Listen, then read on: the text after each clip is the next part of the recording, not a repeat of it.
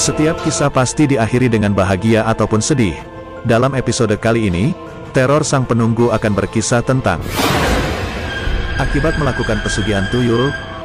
Namun sebelum lanjut pada kisahnya, silakan subscribe dulu channel ini, agar kalian tidak ketinggalan kisah-kisah teror sang penunggu selanjutnya.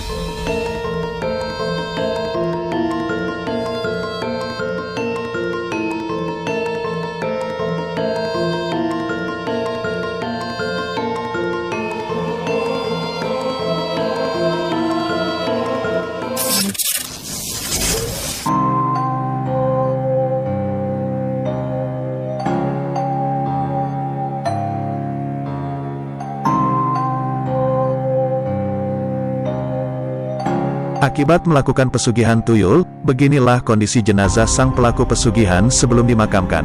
Buat kalian jangan pernah tergoda dengan pesugihan ini. Walaupun kelihatannya ringan, tapi sangat menyeramkan. Dan inilah kisahnya. Sosok tuyul adalah jin yang mampu mendatangkan kekayaan dalam sebuah perjanjian pesugihan secara instan. Jangan terlintas dalam pikiran kita untuk melakukan pesugihan tuyul ini. Bukan hanya kekayaan saja yang didapat, namun azab akan menanti sebelum tubuh berakhir di liang lahat. Tuhan memerintahkan setiap hambanya untuk selalu bertakwa kepadanya, menjalankan perintahnya dan menjauhi larangannya. Sangatlah tidak terpuji jika melakukan perjanjian dengan jin melalui jalan pesugihan tuyul. Ritual pesugihan tuyul dan hal klinik lainnya adalah syirik dan dilarang oleh agama. Selain babi ngepet, sosok tuyul adalah satu di antara makhluk halus yang paling menyukai uang. Keberadaannya dikenal masyarakat luas sebagai makhluk gaib yang senang mencuri uang milik orang lain.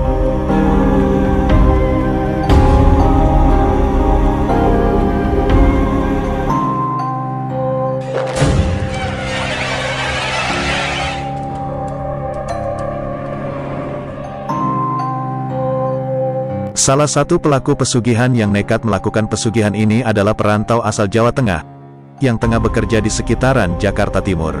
Pria itu bernama Roni.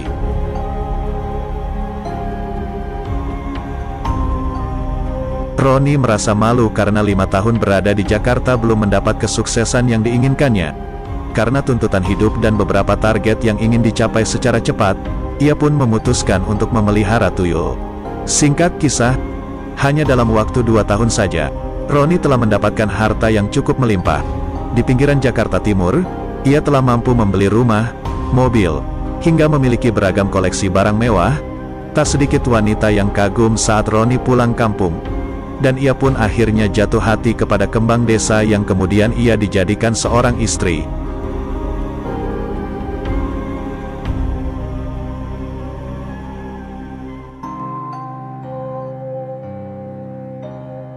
Akan tetapi, karena dirinya memelihara tuyul, maka sang istri diduga menjadi tumbal pesugihan dan meninggal beberapa bulan setelah pernikahan itu. Menurut kisah yang beredar, istri Roni mengalami pembusukan di area dada.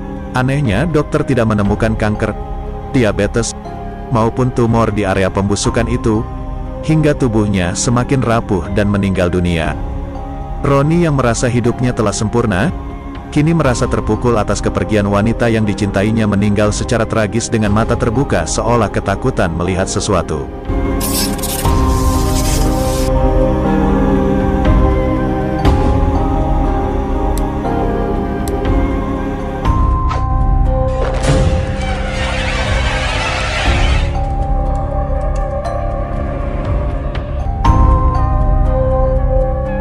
Karena kematian istrinya tersebut, Roni mencaci tuyul miliknya dan membuangnya ke sebuah gunung tempat ia membuat perjanjian pesugihan waktu itu.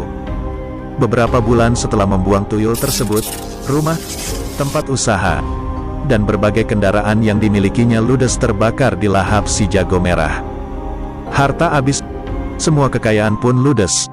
Kini Roni kembali hidup nelangsa dan harus mengais botol bekas demi bertahan hidup di kerasnya kota Jakarta. Singkat cerita, karena stres dan penyakit kulit seperti diabetes yang dideritanya tak kunjung sembuh, Roni pun menghembuskan nafas terakhirnya. Konon, menurut warga yang menyaksikan, jasad Roni berbau anyir saat dimandikan.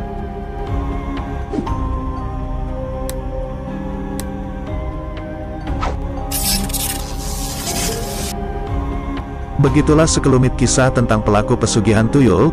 Nantikan episode selanjutnya, tetap di Teror Sang Penunggu.